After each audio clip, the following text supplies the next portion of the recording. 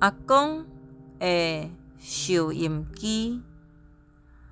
下课转来，伫门口埕，远远就听到阿公唱歌的声，台语的老情歌，手轻轻对音乐声在拍，目睭看阿嬷的背影。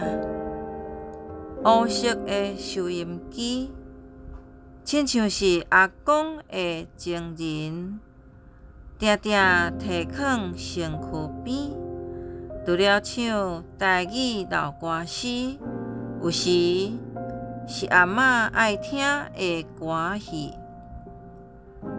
黑色的收音机已经无声，阿公阿嬷的情歌嘛已经唱煞，门口只剩阿公的藤椅，摇啊摇，敢若咧唱送别的迄一阵。